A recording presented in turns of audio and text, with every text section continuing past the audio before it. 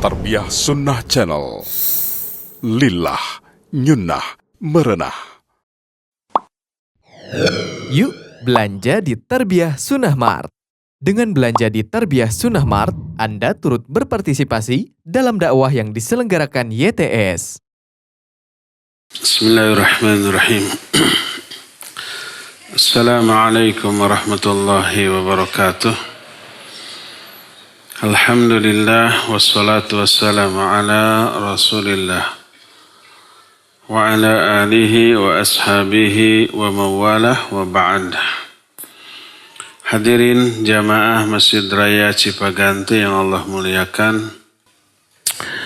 Alhamdulillah kembali kita berjumpa melanjutkan bahasan fiqih Asmaul Husna. Kemarin kita sudah membahas Al-Ahad Al-Wahid. Sekarang kita masuk asma Allah yang lain adalah As-Samad. As-Samad hanya ada dalam satu ayat. Surah Al-Ikhlas. Qul huwallahu ahad, Allahus samad. Katakan, dialah Allah yang Esa, yang Ahad. Allah yang As-Samad. Dalam Sahih Bukhari, hadis dari Abu Sa'id Al-Khudri radhiyallahu an, dia berkata bahwa Nabi SAW bersabda kepada para sahabatnya, ayajizu ahadukum ayyaqra'a thulutsal Qur'an fil lailah. Ada enggak yang mampu di antara kalian membaca sepertiga dari Al-Qur'an dalam semalam? Fasyaqqa dzalika alaihim, maka beratlah hal itu bagi mereka, bagi para sahabat. Qalu, mereka berkata, ayyuna yutiqu dzalika ya Rasulullah, siapa di antara kita yang mampu melakukan hal itu ya Rasulullah? Semalam sepertiga Quran. Maka Nabi SAW menyatakan, Allahul wahidus samad thuluthul Quran. Bahwa surah Al-Ikhlas, Qul huwallahu ahad Allahus samad, itu sebanding dengan sepertiga Al-Quran. Tafsir surah Al-Ikhlas ini sudah pernah kita bahas di Al-Furqan ya, pada waktu membahas kitab Riyadhus Shalihin. Apa makna As-Samad? As-Samadu maknahu as-saydul azimul ladzi qad kamula fi ilmih wa hikmatih wa hilmih wa qudratih wa izzatih wa azamatih wa jami'i sifatih. As-Samad artinya adalah as-sayyid yang agung, Tuan yang agung, yang sudah sempurna dalam ilmunya, sempurna dalam sifat hikmahnya, sempurna dalam sifat hilmnya. Hilm nanti akan kita bahas. Salah satu nama Allah Halim. Juga sempurna dalam qudrahnya, sempurna dalam izzahnya. Qudrah itu kuasa, kekuasaannya. Izzah itu kegagahannya. Wa azamatihi, sempurna dalam keagungannya. Wa jami'i sifati, dan sempurna dalam seluruh sifatnya. Itu makna As-Samad. Jadi makna As-Samad adalah As-Sayyid. As-Sayyid itu yang memiliki kemuliaan, yang agung, yang seluruh sifatnya adalah maha sempurna. Apa akibatnya? Kalau semua sifat-sifat Allah mencapai pada titik kesempurnaan, maka seluruh makhluk akan bersandar kepadanya. seluruh makhluk akan bermaksud kepadanya dalam seluruh aspeknya. Semua makhluk butuh rizki dan Allah penjamin rizki.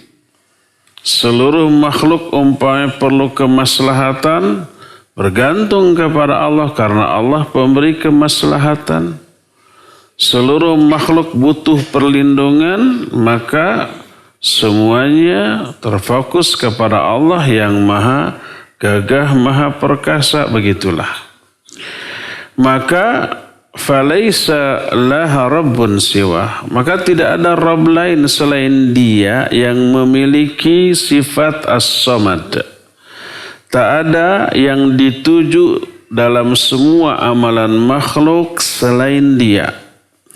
Tak ada tempat bersandar selain Dia. Tak ada tempat berlindung selain Dia. Dan tak ada tempat untuk meminta kemaslahatan baik urusan dunia ataupun urusan diniyah kecuali Dia. Dan ketika ada musibah, semua makhluk mengharapkan solusi atau jalan keluar dari Dia. Dan ketika mengalami ketakutan atau kesulitan, semua makhluk yang mengalaminya hanya meminta perlindungan kepada Dia. Begitulah seterusnya. Karena seluruh makhluk mengetahui seluruh kebutuhannya ada di tangannya, di tangan Allah Azza wa Jalla yang As-Samad. Seluruh solusi dari masalah yang dihadapinya ada pada diri Allah yang As-Samad. Karena kesempurnaan ilmunya, karena keluasan rahmatnya, karena agungnya kekuasaannya, kegagahannya, dan kerajaannya. Itu makna As-Samad. Berkata Imam Ibnu Jarir At-Tabari dalam kitab tafsirnya ketika menafsirkan ayat ini, Allahus Samad. Dia mengutip riwayat dari Abdullah bin Abbas radhiyallahu anhuma. Kata Ibnu Abbas, As-Samadu as-sayyidul ladzi qad kamula fi su'dudih. Wasyariful ladzi qad kamula fi syarafih. والعظيم الذي قد كمل في عظمته والحليم الذي قد كمل في حلمه والغني الذي قد كمل في غناه والجبار الذي قد كمل في جبروته والعالم الذي قد كمل في علمه والحكيم الذي قد كمل في حكمته وهو الذي قد كمل في أنواع الشرف والشؤدد وهو الله سبحانه هذه صفاته لا تنبغي إلا له. Kata Abdullah bin Abbas radhiyallahu anhuma, As-Samad adalah As-Sayyid. As-Sayyid itu zat yang memiliki kemuliaan, yang sudah sempurna dalam hal kemuliaannya. Syarif juga sama, maknanya kemuliaan atau kehormatan. Yang sangat terhormat, yang sempurna dalam kehormatannya. Yang agung, yang sudah sempurna dalam keagungannya. Yang halim, yang sudah sempurna dalam sifat hilmnya. Yang ghani, yang sudah sempurna dalam sifat ghinanya. Yang jabbar, yang sudah sempurna dalam sifat jabrutnya. Jabrut itu maha perkasa bercampur gagah. Tak ada yang jangankan menandingi, mendekati pun tidak ada. Yang alim, yang sudah sempurna dalam ilmunya. Yang hakim, yang sudah sempurna dalam hikmahnya. Dialah zat yang maha sempurna dalam segala sifat, dan sifat ini tidak layak dimiliki oleh siapapun kecuali hanya untuk Allah Azza wa Jalla. Jadi As-Samad adalah keagungan yang disebabkan karena kesempurnaan dalam seluruh sifat. Jadi makna As-Samad termasuk salah satu di antara Asmaul Husna yang di dalamnya terkandung banyak sifat, bukan hanya satu sifat. Karena tadi dijelaskan As-Samad itu zat yang seluruh sifat-sifat yang dimilikinya sudah mencapai puncak kesempurnaan. Berkata Imam Ibnu Qayyim rahimahullah, kata beliau, As-Samadu As-Sayyidul ladzi qad kamula fi su'dudihi walihada kanatil Arab tusammi ashrafaha bihadzal ism likathrati sifatil mahmudah fil musamma bihi qala sya'iruhum. Kata Imam Ibnu Qayyim, As-Samad adalah As-Sayyid. Sayyid itu bisa bermakna pemimpin, bisa bermakna tuan, juragan, atau orang yang dihormati dan dimuliakan. Samad adalah Sayyid yang sudah sempurna dalam kesayyidannya.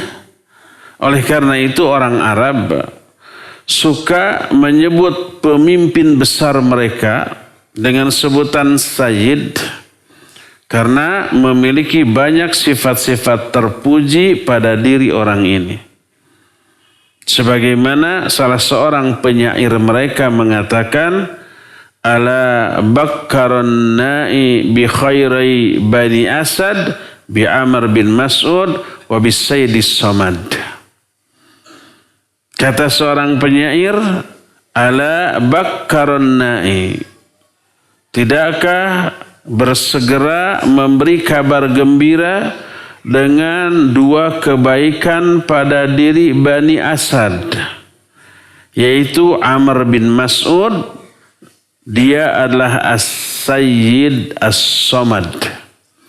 Jadi pemimpin mereka namanya Amr bin Mas'ud adalah orang yang diberi dua gelar, yang dua gelar ini dianggap dua kebaikan pada Bani Asad, As-Sayyid dan As-Samad.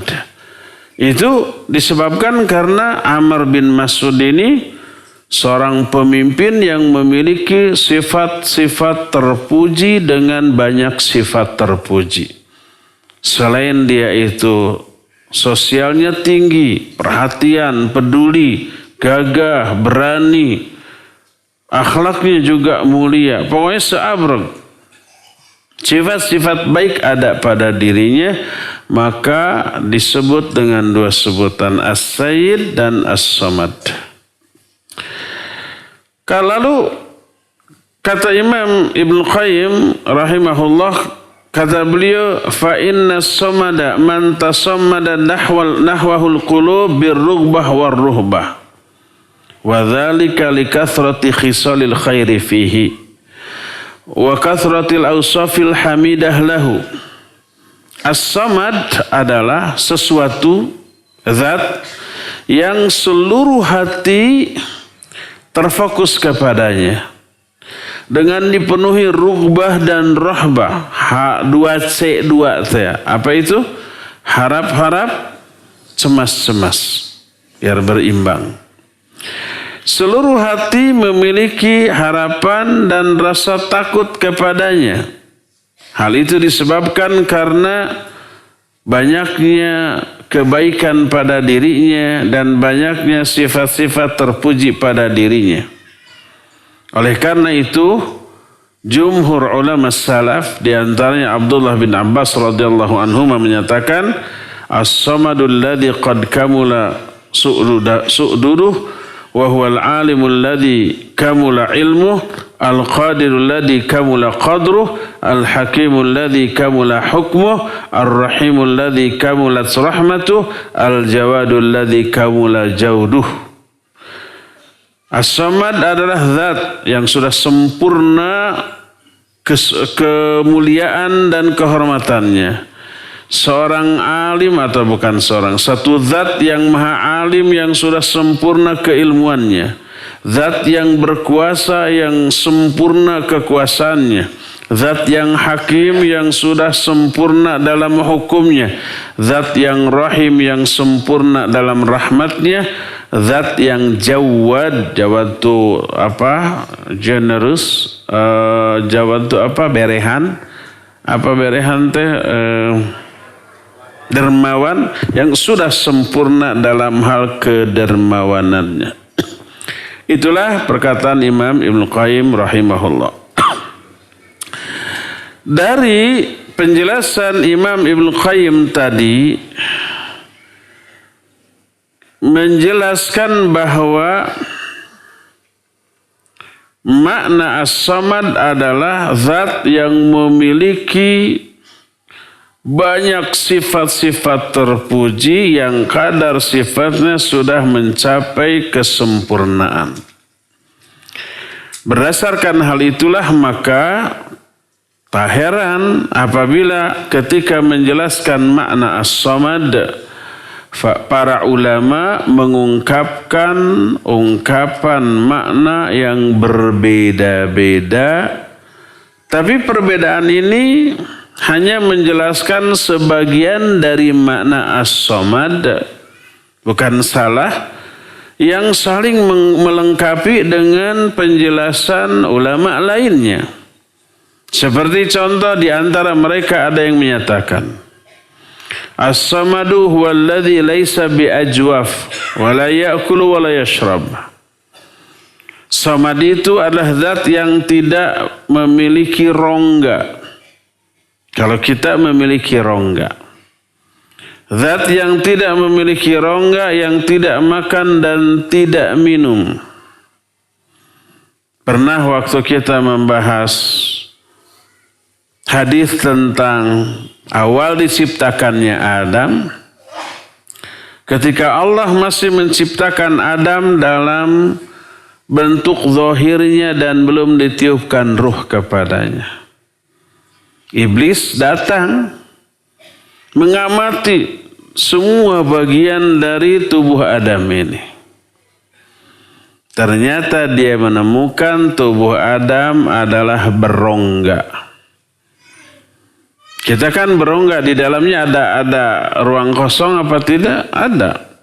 Kalau nggak ada ruang kosong mah nggak bisa makan, nggak bisa minum. Ada yang masuk ke dalam tubuh kita, makanan, minuman, udara dan seterusnya, menunjukkan ada rongga di dalam tubuh kita. Disebutnya ajwaf.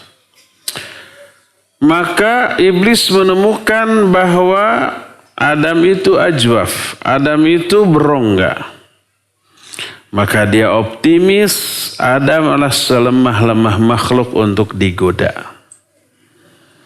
Oleh karena itulah maka dia meninggalkan raga Adam dalam keadaan penuh optimisme. Gampang digodanya. Sebab apa? Ajwaf tadi. Ajwaf ini menunjukkan banyaknya kelemahan. Ajwaf ini menunjukkan ada sesuatu yang harus diisi dan dikeluarkan. Apapun bentuk yang dibutuhkan oleh tubuh fisik dari manusia yang saat itu diwakili oleh Adam. Butuh makanan, butuh minuman, butuh udara, dan pasti butuh pengeluaran juga. Maka optimis gampang digoda. Dan ternyata betul kan. Salah satu dari makna as-samad adalah huwallazi laisa biajwaf, la ya'kulu wa la yashrab. As-samad adalah zat yang tidak berongga, tidak makan, tidak minum. Ini salah satu makna as-samad. Ada lagi yang menyatakan as-samad adalah huwallazi yasmudul khalaiqu ilaihi fi hawaijihim wa masailihim. Zat yang seluruh makhluk bersandar kepadanya dalam semua kebutuhan dan permasalahan, permintaan. Semua butuh kepada Allah. Semuanya berharap bersandar kepada Allah. Makanya Allah disebut dengan sebutan As-Samad. Di antara ulama ada lagi yang mengartikan huwallazi la yakhruju minhu syai'un ay la yakhruju minhu ainun minal a'yan fala yalid. Ada lagi yang menyatakan bahwa makna as-samad adalah zat yang tidak keluar sesuatu pun dari dirinya.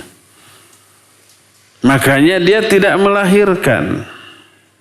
Salah satu makna as-samadah lam yalid wa lam yulad. Ayat yang berikutnya itu penafsir dari makna as-samad. Apa as-samad? Lam yalid wa lam yulad wa lam yakul lahu kufuwan ahad.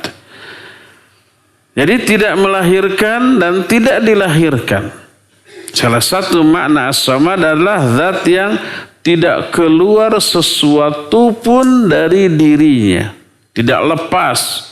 Kalau kita banyak yang kita lepas. Minimal sepekan sekali atau 2 pekan sekali. Apa yang kita lepaskan dari bagian tubuh kita. Kadang kuku ya. Kadang rambut gitu ya. Kadang kumis kalau laki-laki. Dan seterusnya. Ada yang dilepaskan. Kadang kutil gitu ya. Dilepaskan juga tuh. Walaupun cara melepaskannya banyak cara, banyak mitos. Ada yang dengan tangcuk. Kebayang. Ada yang katanya disuat ku cucuk peda. Disuat itu dicolok. Disuntik. Cucuk peda itu tulang ikan asin peda. Nggak tahu benar, nggak tahu nggak. Tapi coba aja lah. Mitos itu ya. Jadi kalau Allah tidak, la yalidu, dia tidak melahirkan. Itu salah satu di antara makna as-samad.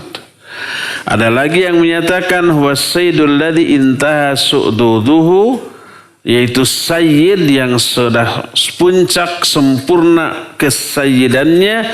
Ada lagi yang menyatakan huwallazi la ahada fawqah. As-samad adalah zat yang di atas dia tidak ada sesuatu pun. Di atas Allah tidak ada sesuatu pun. Makhluk paling tinggi apa? Arsy, dan juga paling besar. Allah istiwa di atas arsy. Ba'inun min khalqih, terpisah dari makhluknya. La ghaniyun anil alamin, tidak membutuhkan apapun dari alam ini. Allah istiwa di atas aras, tidak butuh aras, tidak menempati aras, tidak menempel di aras. Ba'inun min khalqih, apapun yang terjadi pada aras gak ngaruh sedikit pun pada diri Allah Azza wa Jalla. Jangan juga difahami kalau Allah istiwa di atas arsy itu, kalau gitu arsy-nya lebih besar dong daripada Allah karena untuk menampung. Itu otak yang pikirannya sempit. Apakah segala sesuatu yang ada di atas selalu lebih kecil daripada yang ada di bawah? Tidak, ya. Tempat duduk kita di atasnya, tempat duduk di bawahnya. Besar kita, besar tempat duduk. Tergantung apa tempat duduknya. Kalau bangku panjang ya. Kalau jojodok kita lebih gede. Itu makhluk. Apalagi Allah Azza wa Jalla ya. Jadi salah satu makna samad la ahada fauqahu. Tidak ada sesuatu pun di atas Allah. Ya. Berkata Imam Ibnu Jarir rahimahullahu ta'ala. Imam Ibnu Jarir At-Tabari dalam kitab Tafsir At-Tabari, ketika menjelaskan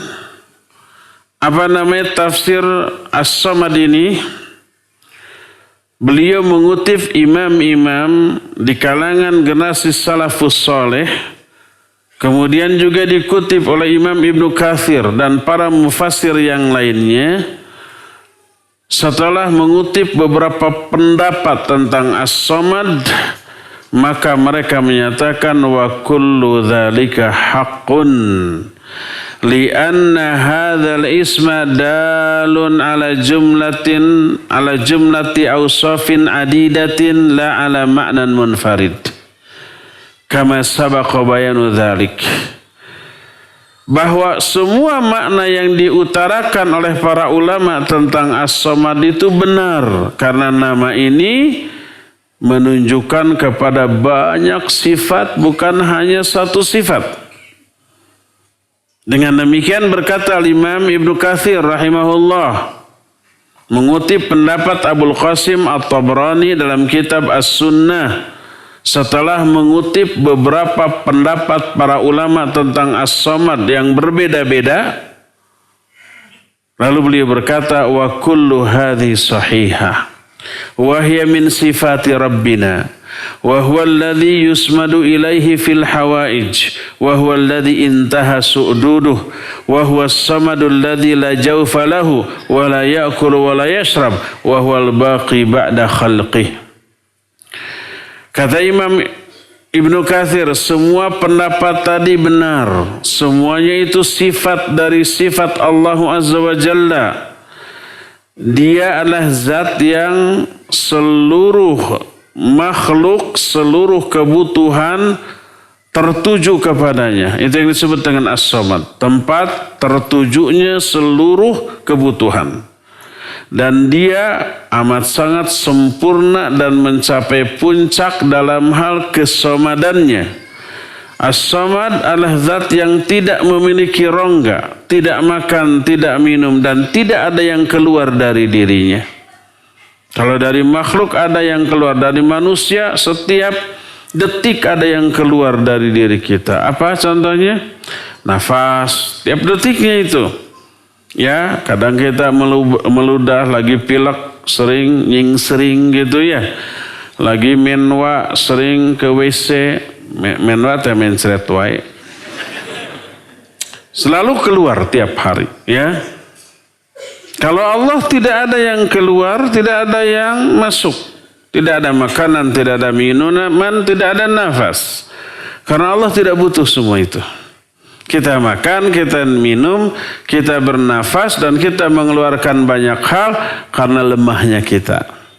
Satu dari apa yang harus masuk atau apa yang harus keluar tersendat, maka tubuh kita bermasalah. Ya, nggak bisa makan, bermasalah.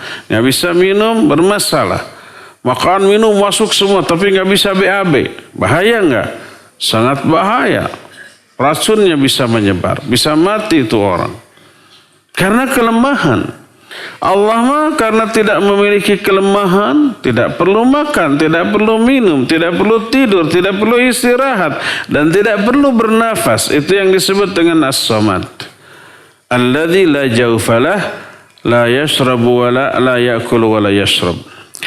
Berkata Imam Al-Baghawi rahimahullah ketika menerangkan As-Samad, wal aula ayyuhtamal lafdhus samad ala kulli ma qila fihi li'annahu muhtamalun lah fa'ala hadha yaqtadi alla yakuna fil wujud samadun siwallahi azza wa jalla al-azim al-qadiru ala kulli syai' wa annahu ismun khasun billahi ta'ala infarada bihi lahul asma'ul husna wa sifatul uliya.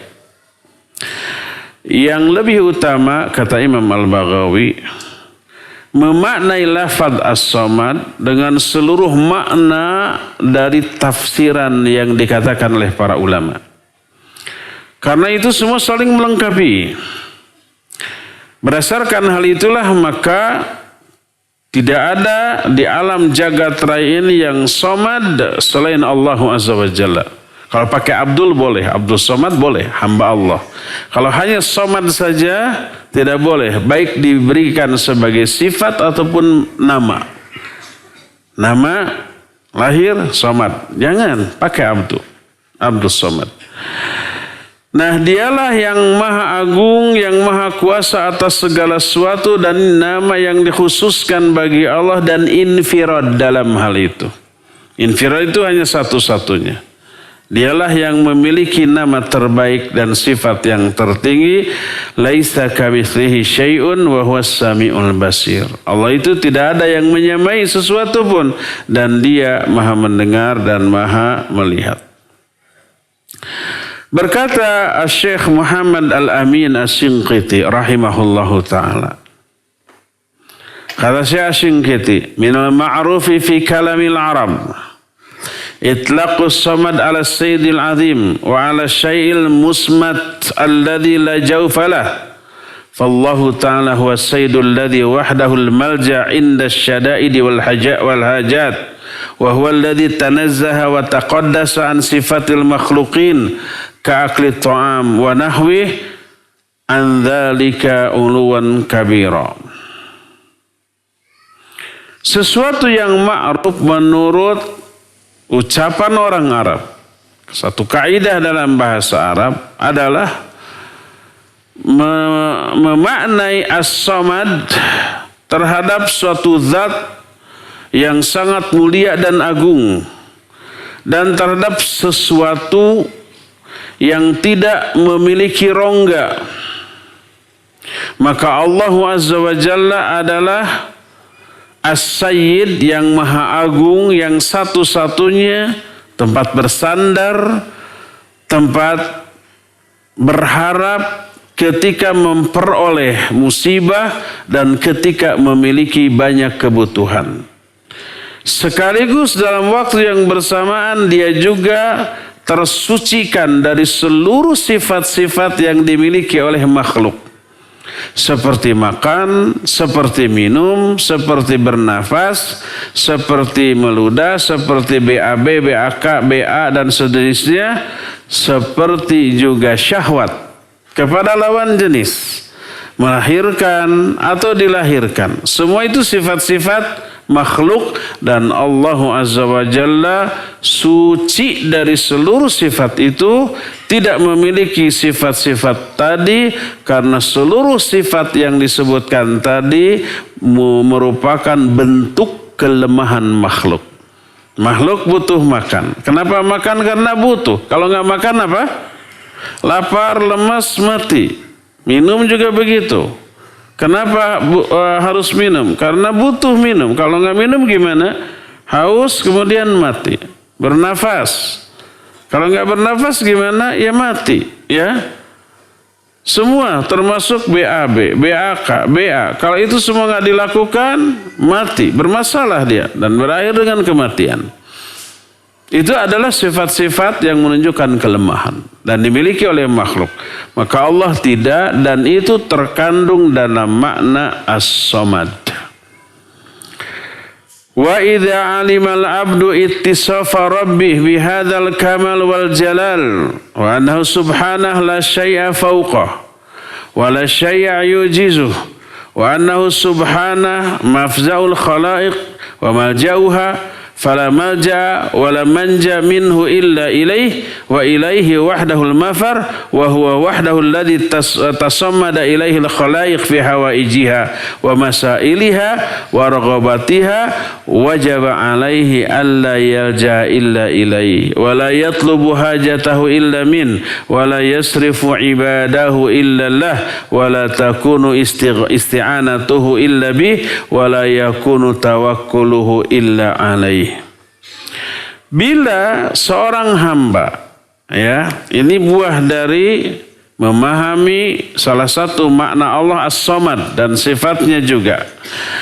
Bila seorang hamba memahami makna as-samad, bahwa dia itu maha sempurna, yang kesempurnaannya pun begitu sempurna.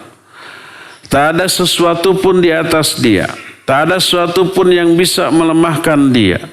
Dia adalah tempat bersandarnya seluruh makhluk. Tak ada yang bisa dijadikan sandaran, tak ada yang bisa dijadikan tempat untuk menyelamatkan diri kecuali dia.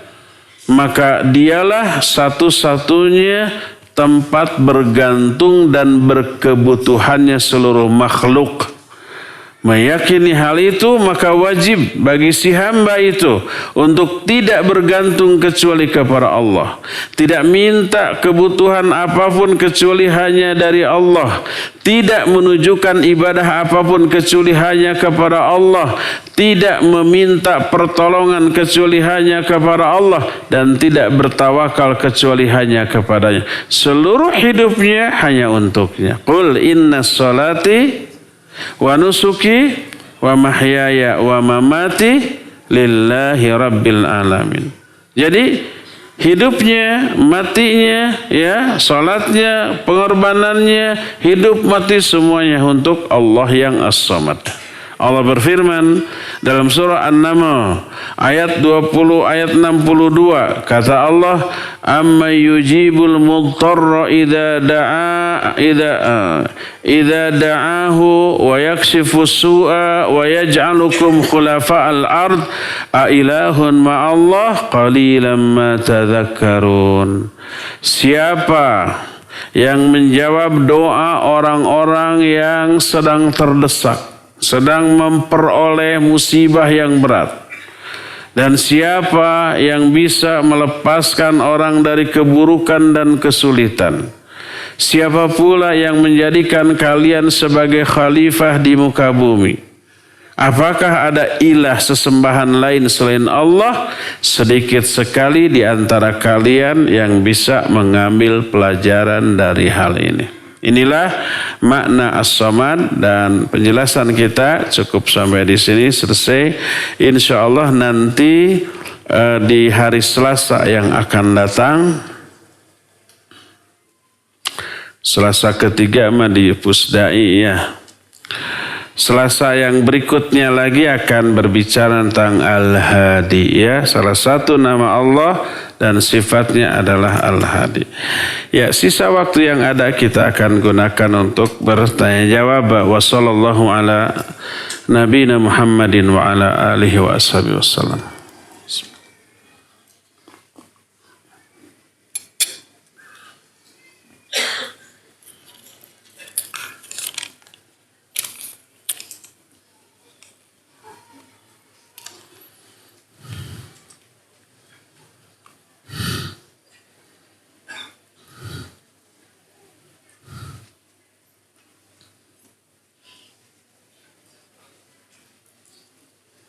Ini ada pertanyaan tapi susah dijawab.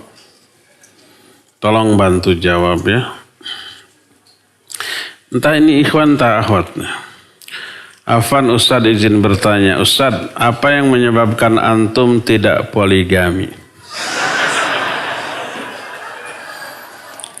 Padahal antum berkecukupan. Antum insya Allah bisa adil. Susah jawabnya ya. Nggak tahu kenapa ya. Telaku meren.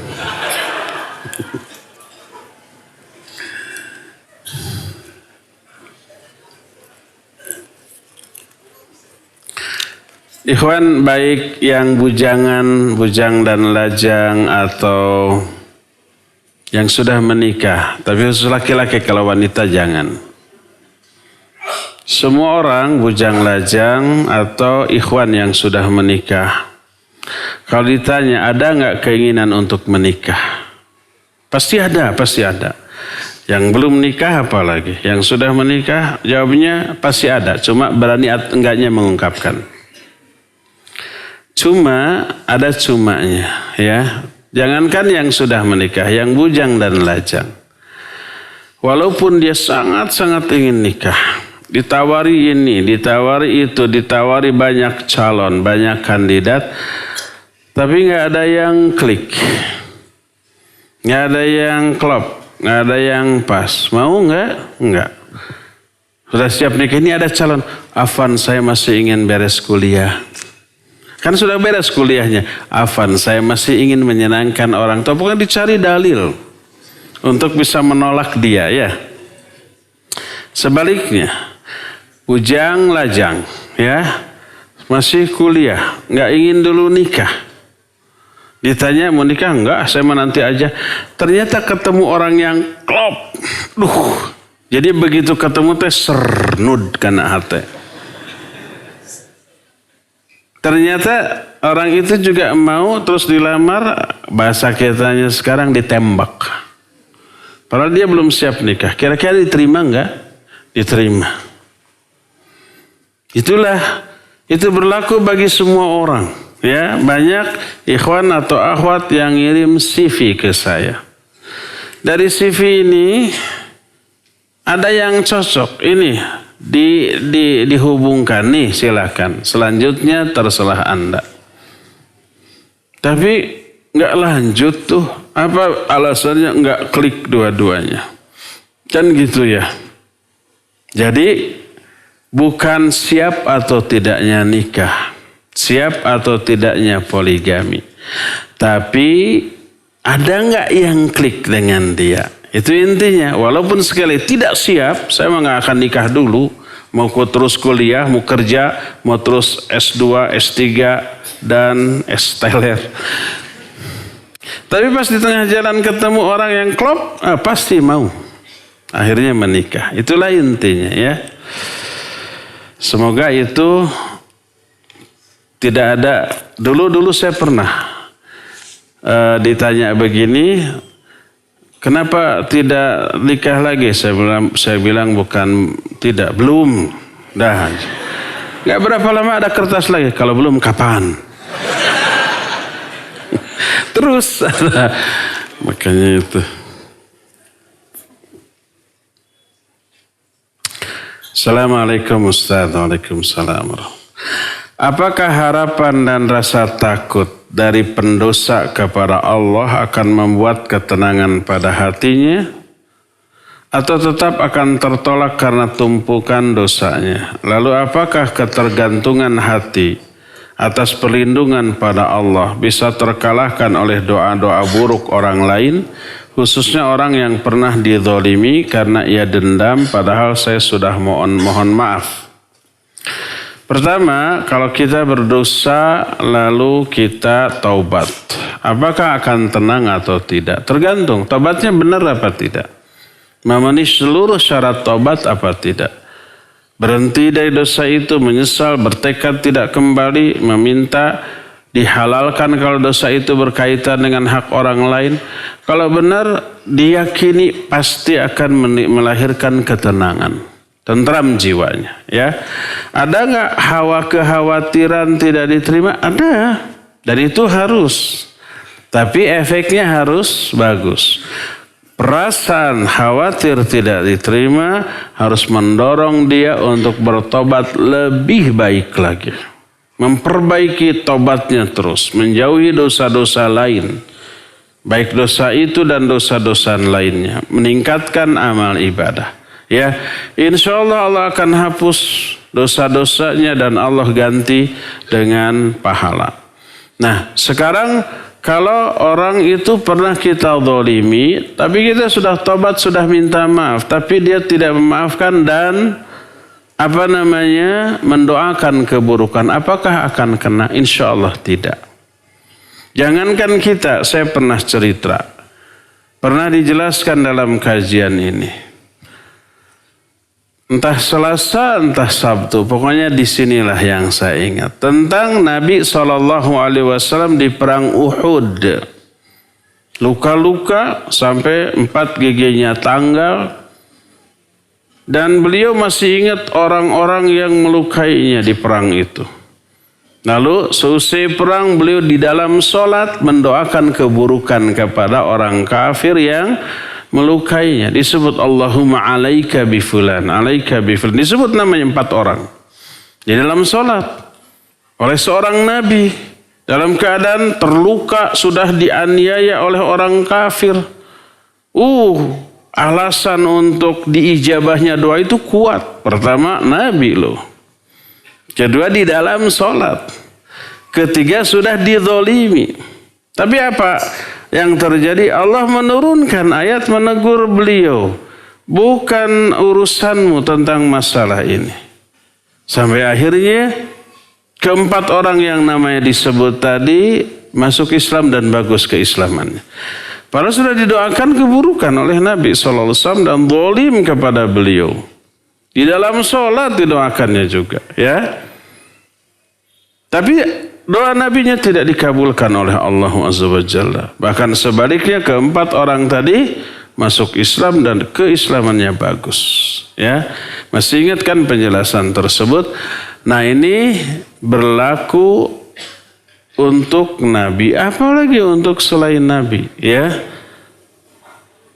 mungkin doa orang yang dizalimi itu pasti akan kena kepada orang yang menzalimi kalau dia tidak taubat, kalau dia tidak meminta maaf, kalau dia tidak menyadari kesalahan. Kalau taubat minta maaf maka beres urusan. Adapun dia memaafkan atau tidak itu urusan dia dengan Allah Subhanahu wa taala.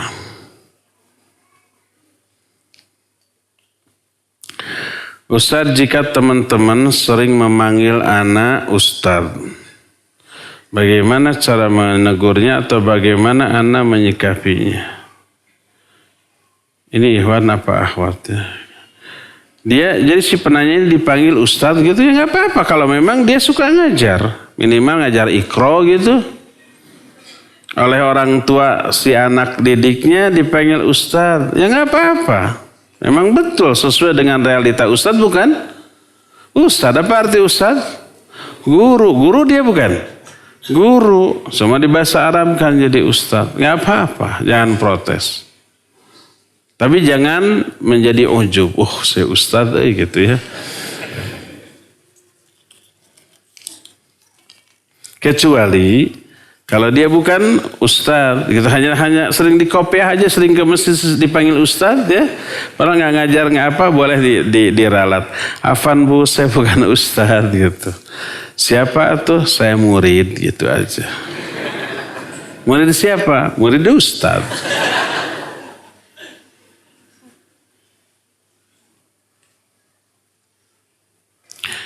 Ustaz, suami fulana bernama Somad saja. Tidak ada depan dan belakangnya. Tadi saja belakangnya ya.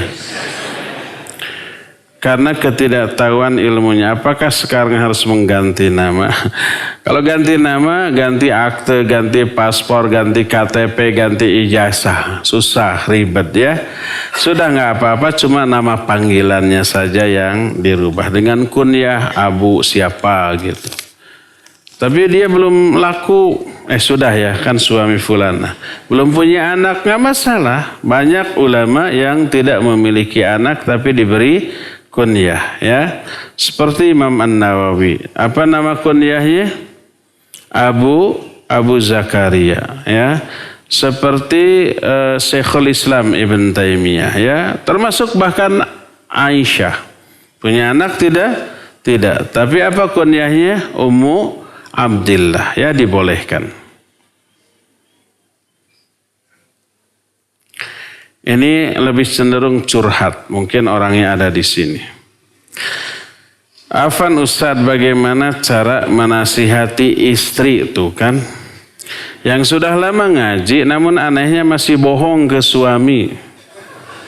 Menghalalkan musik, berfoto selfie secara sembunyi-sembunyi, mohon nasihatnya. Ada di sini kan? Intinya begini, tolong nasihati tuh istri saya di belakang.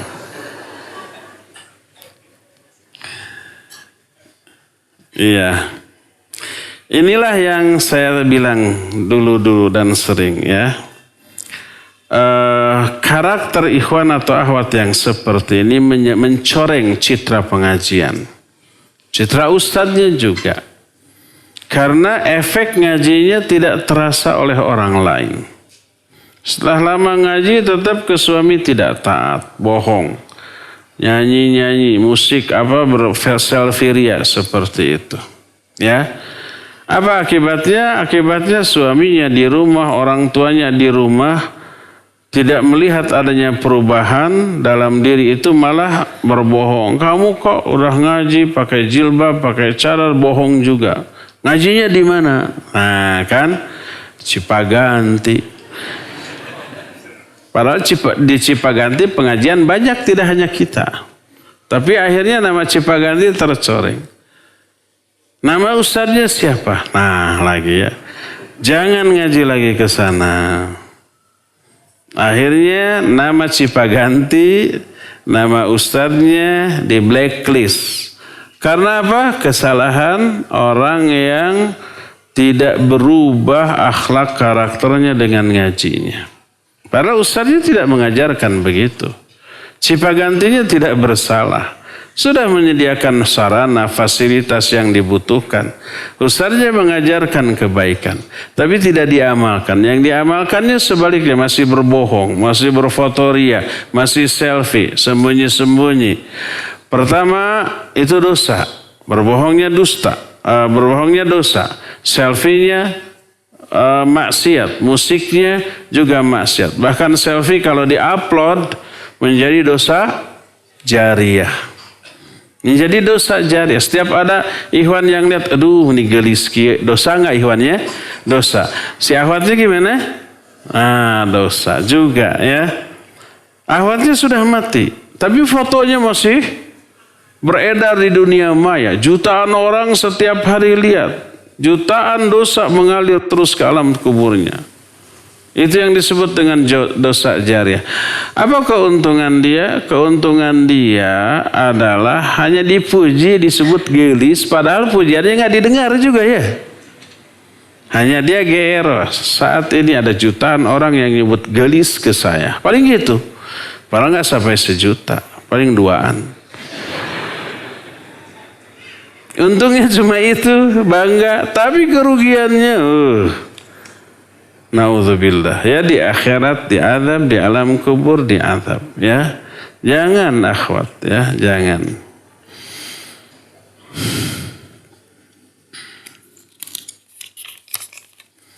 Nanti di rumah berantem. Tadi yang nanya Abiyah. Saya dipermalukan. Padahal kan nggak disebut nama, nggak tahu siapanya. GR. Di banyak ayat Allah menyebut dirinya dengan kata kami. Ada apa hikmah di balik kata kami? Sering dijelaskan ada 2. Pertama, mu'azzam nafsah. Dia mengagungkan dirinya sendiri. Dan dia layak untuk itu, ya. Kedua, kadang Allah menggunakan kata-kata aku, la ilaha illa ana, ya. Fa iyaya fattakun, fa iyaya farhabun. Tidak ada sembahan yang selain aku, hanya kepadakulah kamu harusnya takut, harusnya bertakwa gitu ya. Kadang dengan aku, kadang dengan kami. Jadi pertama kalau menggunakan kata kami, dia sedang mengagungkan dirinya. Dan itu layak. Kedua, kalau menggunakan kami, itu di dalam pelaksanaannya Allah melibatkan makhluk. Seperti ayat, inna nahnu nazzalna dzikra wa inna lahu lahafidun. Inna sungguhnya kami, nahnu kami. Nazzalna dzikra, kami yang menurunkan Al-Quran. Wa inna lahu lahafidun, sesungguhnya kami juga yang akan memelihara keasliannya. Nah, ada 2 hal, menurunkan dan memelihara. Melibatkan makhluk apa tidak? Iya. Ketika menurunkan melibatkan makhluk. Siapa? Jibril. Ketika memelihara melibatkan kaum muslimin, ulama-ulamanya, pemerintah muslim. Ada orang yang bikin Quran palsu. Apakah langsung diazab oleh Allah, ada api dari atas terbakar? Enggak. Disadarkanlah kaum muslimin. Ada yang menemukan, oh ini Quran ini aneh bunyinya, lafadznya ada yang beda. Dilaporkan ke pemerintah muslim. Atau ke ustadznya, ke ulamanya. Oleh ulamanya dilaporkan ke ormas yang didengar pemerintah atau ke MUI. Lalu dilaporkan, polisi turun tangan. Diberantaslah semua Quran palsu dan ditangkapilah orang-orangnya dan dipenjarakan. Maka dengan cara ini terjagalah kemurnian Al-Quran. Jadi di dalam menjaga kemurnian Al-Quran Allah juga melibatkan makhluk, kaum muslimin. Ya. Itu makna kami di dalam beberapa ayat.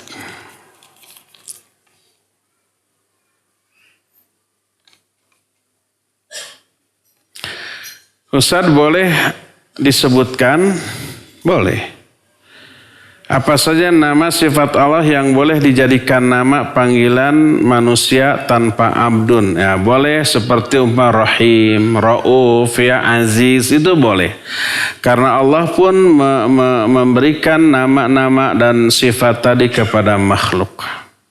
Seperti umpamanya qad ja'akum rasulun min anfusikum. Terus azizun alaihi ma anitum harisun alaikum bil mu'minina raufur rahim.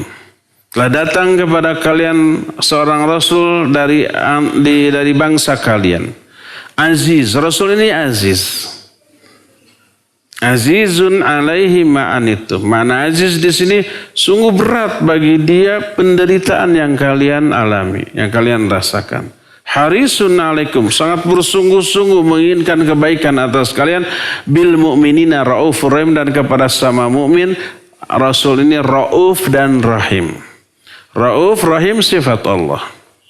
Tapi oleh Allah diberikan kepada makhluk, kepada Nabi SAW.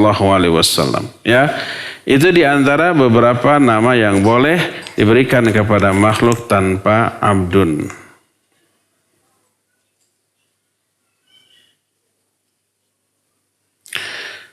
Bagaimana sahibul hajat, orang yang berhak dalam hajat pernikahan?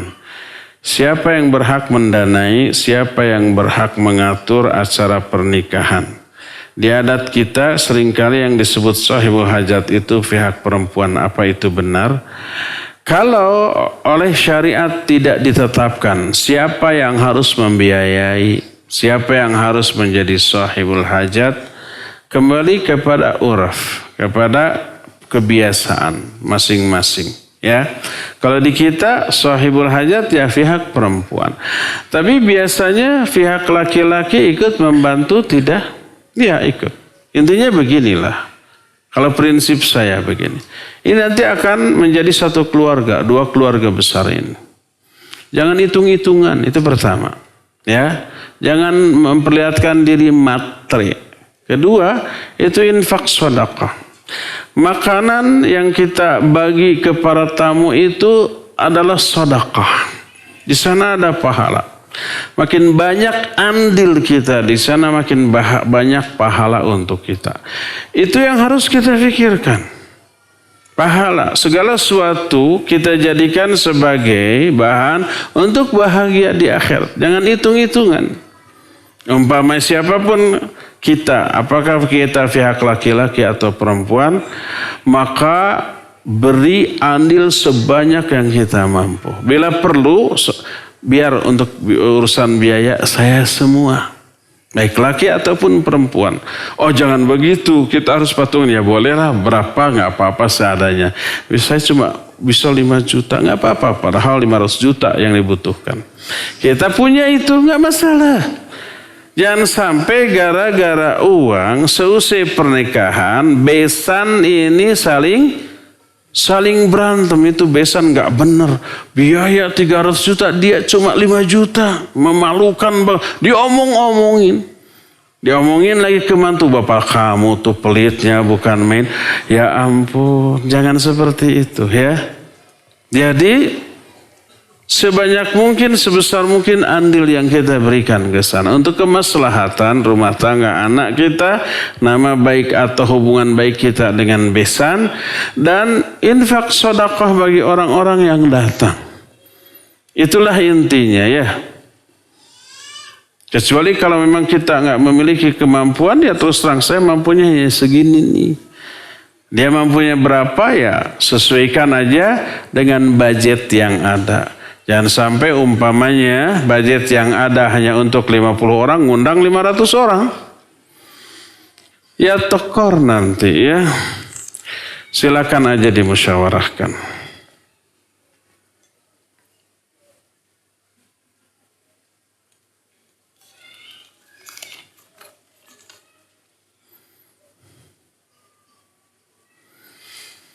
Ustaz, boleh nggak kita makan hidangan di rumah orang sakit yang kita jenguk? Apakah mengurangi pahala menjenguk orang sakit? Iya. Kalau ini disuguhi itu bukan oleh makanan yang disajikan oleh keluarga yang sakit. Pas kita datang dia harus masak, harus belanja, harus menyiapkan untuk suguhan ke kita, maka nggak boleh.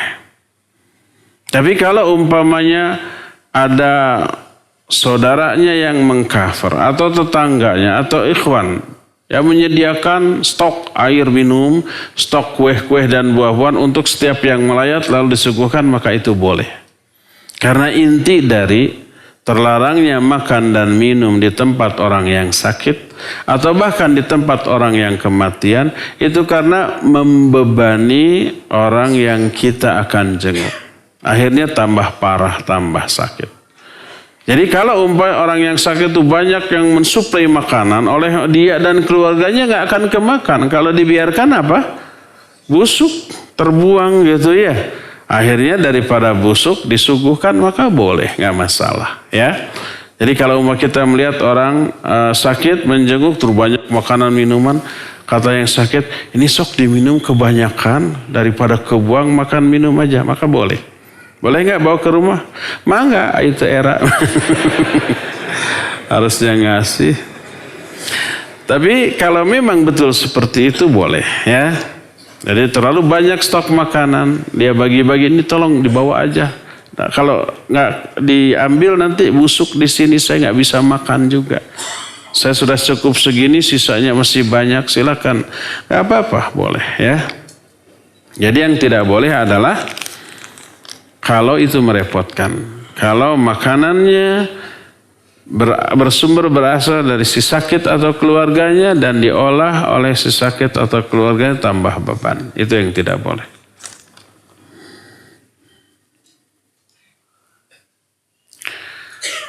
Anda mohon bantuan doanya untuk kelancaran penjualan tanah yang berlokasi iklan. Jual beli nggak boleh di masjid.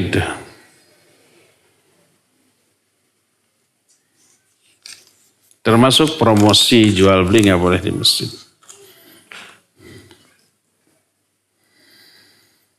Apa hukum sedekah dengan cara memperjualbelikan makanan? Sedekah menjual-belikan makanan, jual beli atau bukan sedekah? Penyalur sedekah mendapat keuntungan dari jual beli makanan yang akan disedekahkan. Kumaha ieu teh? Penyalur sedekah mendapat keuntungan dari jual beli makanan yang akan disedekahkan. Oh gini, kita umpamanya tukang bala-bala gitunya dan lepet. Kalau orang Sunda, selain Sunda nggak bisa nyebut lepet, lepet. Bala-bala sama lepet.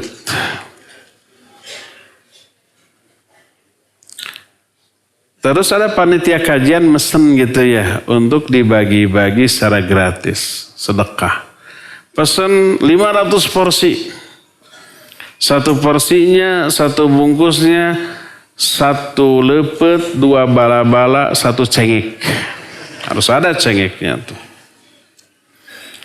1.000. Karena 500 nggak cukup. 1.000. Jadi satu porsinya umpamanya 1.000 rupiah gitu ya. Jadi 1 jutaan. Jadi itu untuk sedekah ya enggak? Kita yang tukang bala-balanya membuatkan dan menjualkan, bukan menjualkan, memberikan apa yang dipesan dan dibayar 1 jutaan. Modalnya mungkin 500.000, tapi dapat 1 juta, jadi untung 500.000. Gitu mungkinnya. Apa boleh apa tidak gitu ya? Coba ulang lagi. Apa hukum sedekah dengan cara jual beli makan? Penyalur sedekah mendapat keuntungan dari jual beli makanan yang disedekahkan. Contohnya gitu tadi ya kira-kira. Boleh karena kita jual beli ya. Kita tetap jual beli. Tapi yang dapat pahala hanyalah yang sedekah itu. Yang beli memborong makanan 1.000 porsi ini 1 juta. Lalu dibagi-bagi ke jamaah, itu yang dapat pahala. Kita hanya dapat untung dari jual beli bala-bala tadi. Apakah pengelola sedekah boleh memakan makanan yang disedekahkan jika ada sisa? Pengelola sedekah itu maksudnya si tukang bala-bala tadi gitu ya. Jadi umpamanya saya tukang bala-bala, ada yang pesen, Ustadz pesen 1.000. Nanti bagikan ke jamaah di Cipaganti, boleh. Jadi saya dapat 1 juta, ya, satu porsinya 1.000, modalnya 500.000, jadi dapat untung 500.000. Dibagi, saya ngebaginya, gitu ya. Nah, boleh nggak saya makan dari sana gitu? Kalau saya jamaahnya boleh, ya, karena dia sudah niatkan untuk konsumsi para jamaah, ya. Boleh. Kalau saya salah satu jamaah tetap di sana, boleh.